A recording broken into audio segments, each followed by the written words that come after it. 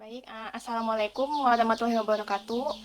Selamat siang, Waalaikumsalam. selamat datang di acara podcast KSI, Kelompok Studi Ilmiah, bersama saya Siti Sikoma dari Biologi Angkatan 2017, selaku anggota Departemen Minat Profesi Mabio Video 2020. Pada kesempatan hari ini kita akan membahas KSI di bidang kajian botani bersama dengan Bapak Dr. Gunawan SSI MSI. Selamat siang Bapak. Selamat siang. Gimana kabar Bapak hari ini Pak? Kabar baik, saya di PS ini di kampus. Oh, iya Pak, Alhamdulillah. Ya, Beliau ini adalah dosen botani dari FMIPA Biologi Universitas Sambung Mangkurat.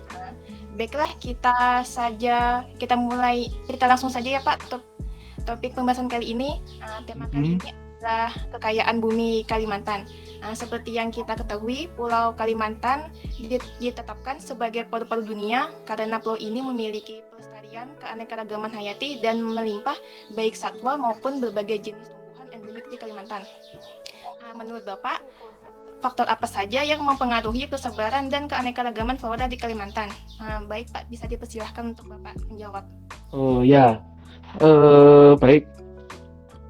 Indonesia itu telah kita kenal memiliki atau dikenal memiliki tingkat keanekaragaman yang tinggi atau disebut juga hotspot mega biodiversity. Nah, beberapa literatur juga telah menyebutkan bahwa Indonesia itu kaya akan jenis tumbuhan-tumbuhan yang berbunga atau angiosperm ya.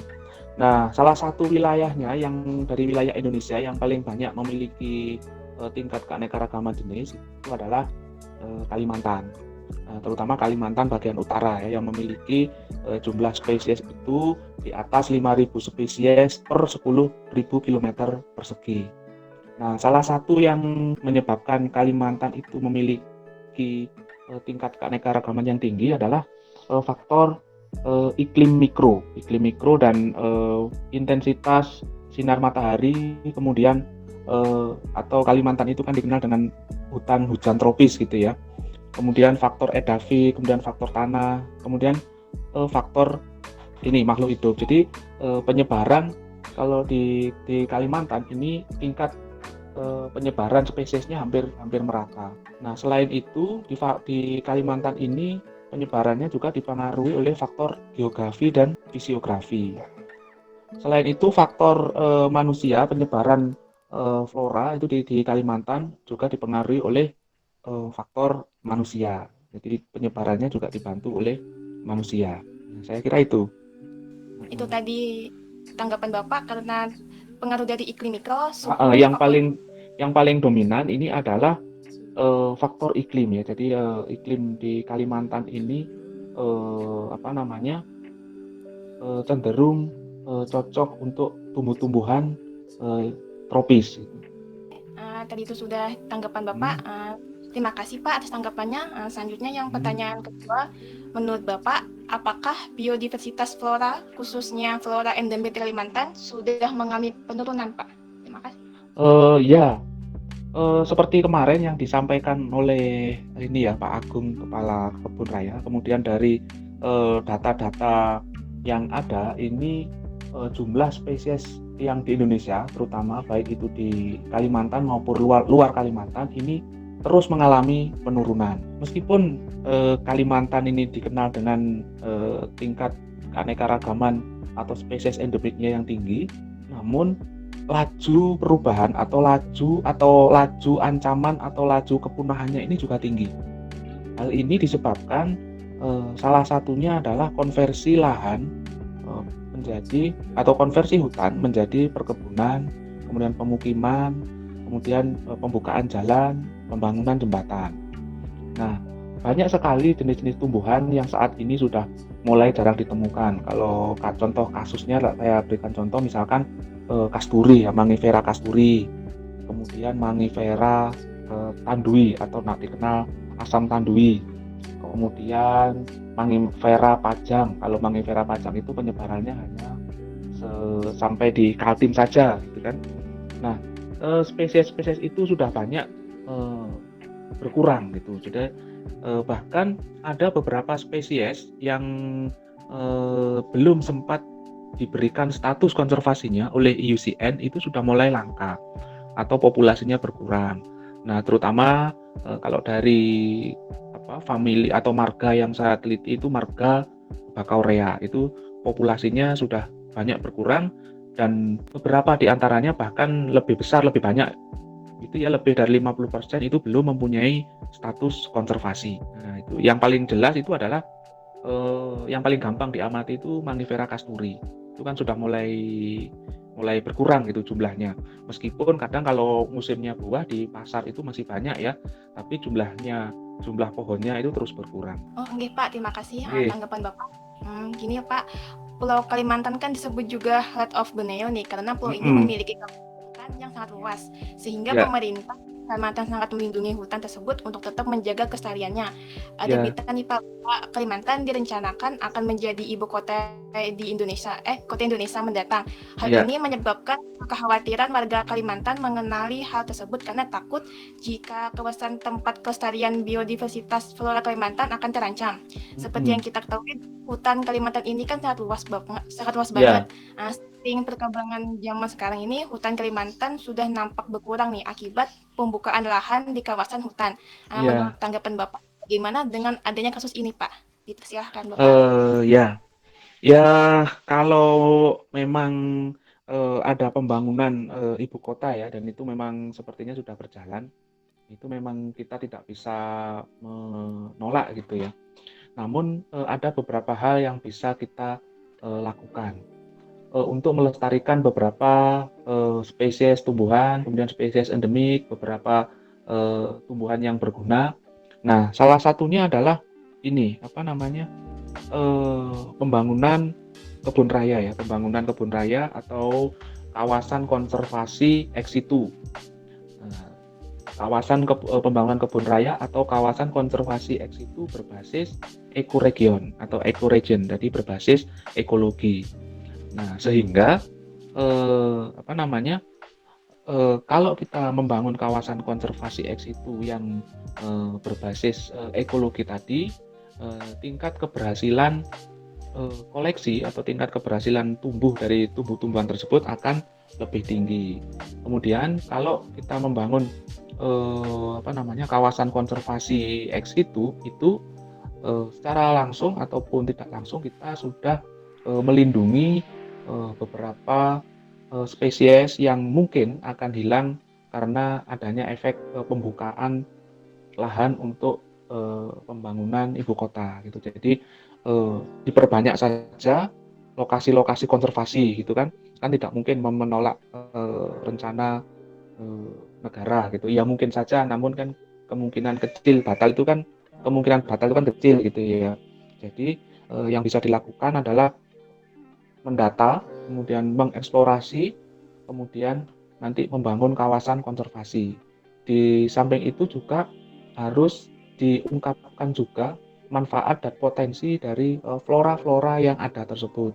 Sehingga dengan adanya publikasi dari manfaat dan potensi dari flora-flora tersebut, eh, kita akan lebih maksimal untuk melakukan pemanfaatannya dan konservasinya. Kalau sudah tahu manfaat dan potensinya kan tentu kita akan berusaha mengkonservasinya. Oke, baiklah Bapak. Hmm. Berikutnya, Kalimantan kan disebut pusat flora dunia. Seiring Hmm. perjalanannya waktu, banyak tanaman endemik yang semakin jarang ditemukan keberadaannya. Jadi, Ya, apakah peran kami lakukan sebagai mahasiswa biologi agar biodiversitas flora Kalimantan tetap lestari, Bapak?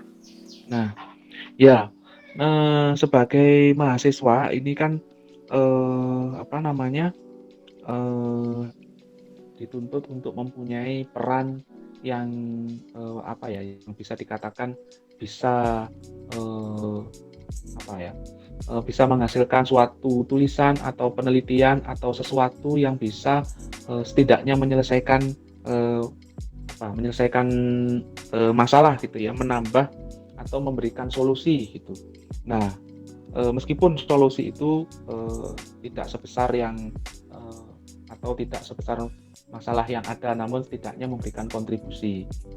Nah, yang sebagai mahasiswa yang bisa dilakukan yang pertama itu ini melakukan penelitian, mengungkapkan potensi dan manfaat dari flora-flora lokal Kalimantan. Contohnya yang beberapa yang dilakukan oleh mahasiswa biologi yang sudah tugas akhir ini misalkan melakukan penelitian tentang potensi dan manfaat, kemudian mengungkapkan kandungan fitokimia dalam tumbuh-tumbuhan lokal Kalimantan. Itu sehingga nanti potensi dan manfaat dari tumbuhan-tumbuhan lokal itu akan terdokumentasi dengan baik, kemudian bisa disebarluaskan, misalkan dalam bentuk seminar, publikasi gitu. Nah, setelah seperti itu, masyarakat akan mengetahui, oh ternyata tumbuh-tumbuhan lokal Kalimantan ini ada manfaatnya. Yang berikutnya adalah edukasi terhadap masyarakat. Edukasi itu bisa saja dengan misalkan poster, kemudian pamflet, atau kemudian ada atau berpartisipasi dalam LSM lingkungan untuk melakukan konservasi terhadap tumbuh-tumbuhan lokal atau flora lokal Kalimantan. Yang berikutnya bisa saja membuat suatu dokumentasi gitu ya dalam bentuk buku misalkan. Saya sebenarnya mempunyai rencana untuk kelompok studi biologi botani ya, kelompok studi botani. Namun kemarin sebelum terlaksana sudah ada pandemi gitu. Tapi ini mungkin sudah mulai normal baru, mungkin sudah bisa nanti saya belum tahu, belum bisa ketemu atau belum bisa menghubungi yang koordinator bidang botani gitu. Misalkan membuat buku file guide atau panduan lapangan, misalkan flora kampus Banjarbaru. Nah itu kan bisa mendokumentasikan flora-flora yang ada di kampus Banjarbaru. Kemudian di situ ada foto, kemudian ada manfaat, kemudian ada potensinya. Nah itu nanti secara tidak langsung kalau itu dipublikasikan, itu dibentuk suatu buku, orang akan mengetahui dan tentu akan berusaha mengkonservasinya. Kalau di kampus Banjarbaru saja ini ada beberapa tumbuhan yang agak langka gitu, so mulai berkurang. Itu contohnya ada kalangkala itu di dekat Masjid Al Baitar. Nah, kemudian kalau flora kampus Banjarbaru sudah selesai, bisa meningkat lagi, misalkan flora pegunungan Meratus. Nah, itu kan mempublikasikan tumbuh-tumbuhan atau mendokumentasikan tumbuh-tumbuhan lokal yang belum banyak orang tahu. Kalau nanti ada publikasi seperti itu, masyarakat tahu, nah tentu akan secara tidak langsung ataupun secara langsung akan berusaha mengkonservasi tumbuhan-tumbuhan tersebut. Kalau tidak tahu manfaat dan potensinya, tentu akan melakukan tidak memelihara lah, tidak mengkonservasi. Terutama melakukan seleksi karena salah satu ancaman kepunahan terhadap tumbuhan lokal itu seleksi oleh manusia. Karena ketidaktahuan manfaatnya, bisa saja tumbuhan tersebut waktu dia membuka hutan dipotong karena tidak tahu manfaatnya. Tapi kalau tahu manfaatnya, tentu akan bisa dikonservasi. Itu untuk mahasiswa, saya kira perannya di situ. Jadi membuat tulisan, mempublikasikan, kemudian melakukan edukasi, melakukan penelitian pada saat tugas akhir dengan tumbuh-tumbuhan lokal, mengkampanyekan kegiatan konservasi. Itu saya kira sudah bagus kegiatan seperti itu. Terima kasih Bapak atas tanggapannya. Jadi seperti yang Bapak sampaikan tadi, jadi kita sebagai mahasiswa biologi melakukan penelitian dan potensi flora Kalimantan, juga kedua edukasi terhadap masyarakat, contohnya kayak pamflet, partisipasi lingkungan flora Kalimantan, dan ketiga dokumentasi seperti buku ya Pak. Iya, saya merencanakan berhubung pembahasan. Iya. Oke Pak, lanjut. Silakan Pak. Saya punya rencana sebenarnya untuk mahasiswa kelompok studi botani untuk membuat buku bersama-sama. Kita misalkan setiap hari apa gitu keliling kampus Banjarbaru, ada bunga apa yang sedang mekar berbuah, dipotret, didokumentasikan gitu.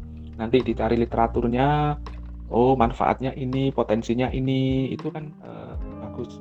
Nah kemudian sebenarnya himpunan kemarin juga sudah ada beberapa ya kelompok studi botani sudah melakukan ini apa pembibitan buah-buah lokal, tapi eh, saya tidak tahu sudah tumbuh atau belum. Tapi saya sudah memulai menanam ini menanam beberapa jenis buah lokal yang saya tanam di belakang, di kantin belakang itu sudah ada beberapa jenis buah lokal, sekitar ada 10 jenis yang ditanam di situ. Nah, nanti mahasiswa juga bisa berperan, misalkan nanti setelah mendapatkan beberapa bibit buah lokal, berkoordinasi dengan koordinator ya, koordinator kampus Banjarbaru, kira-kira di lokasi mana saja yang bisa ditanam pohon. Nah, disitulah ditanam pohon buah-buah lokal sebagai bentuk aksi konservasi nyata. Nanti kalau tumbuh besar, berbunga dan berbuah itu juga bisa dijadikan sebagai sumber belajar mahasiswa, misalkan untuk penelitian atau kegiatan apa yang lain gitu. Jadi sebenarnya yang paling nyata itu berkoordinasi untuk himpunan ya, misalkan untuk kelompok studi botani berkoordinasi dengan koordinator kampus Banjarbaru, bertanya, menentukan lokasi-lokasi di mana yang bisa ditanam pohon. Nah, disitulah nanti kalau misalkan musim hujan, kita tanami sama-sama dengan bibit buah-buahan lokal Kalimantan. Nah, itu saya kira itu yang paling nyata, yang paling gampang dilakukan. Oke Pak, semoga pandemik ini tidak berakhir ya Pak. Jadi kita bisa Ya, melakukan apa yang Bapak tadi inginkan. ya, Baik Bapak, mm-mm. berhubung waktu pembahasan kami terbatas Pak, jadi Oke, sayang sekali Bapak kita akhiri sampai di sini saja. ya, Terima kasih buat Bapak yang sudah meluangkan waktunya untuk acara podcast ini Pak. ya, Semoga ilmu yang kita dapatkan sangat bermanfaat. Kita semua amin amin ya rabbal alamin. amin, ya, Demikian podcast KSI hari ini. Saya sebagai moderator mohon maaf mm-mm. apabila banyak kesalahan dan kekurangan. Sebelumnya terima kasih dan saya ucapkan sampai di sini. Wassalamualaikum warahmatullahi wabarakatuh. Waalaikumsalam warahmatullahi wabarakatuh.